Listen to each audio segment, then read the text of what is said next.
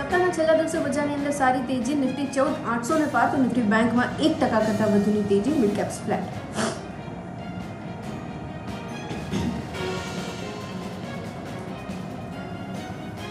Metal શેર્સની અંદર તેજી યથાવત. આ સપ્તાહે 8%ના ઉછાળા સાથે રેકોર્ડ સ્તર પર પહોંચી નિફ્ટી મેટલ ઇન્ડેક્સ. સપ્તાહમાં નાલ્કો, વેદાંતા, NMDC અને સેલના શેર્સ લગભગ 10 થી 15% વધ્યા.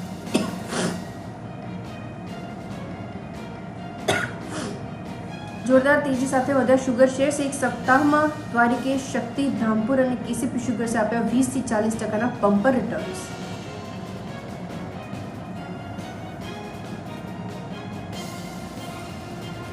અને આજે આવશે HDFCના પરિણામ. વ્યાજ આવકમાં 11%, તો નફામાં 26%ના ઉછાળાની અપેક્ષા. ત્યાં જ અલ્ટ્રાટેકના નફાની અંદર આવી શકે છે 49%નો ઘટાડો, પરંતુ માર્જિન્સમાં દેખાઈ શકે છે સુધાર.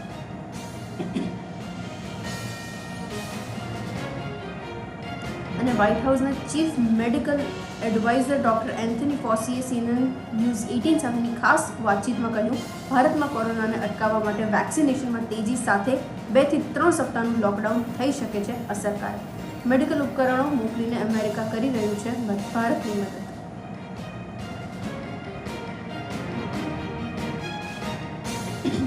અને ભારતમાં બીજા દિવસે 4 લાખથી વધુ નવા કોરોના કેસીસ નોંધાયા. જો કે ગઈકાલે રિકવર થયા 3,28,000 દર્દીઓ. દક્ષિણ ભારતમાં હાલત હજુ પણ નિયંત્રણની બહાર.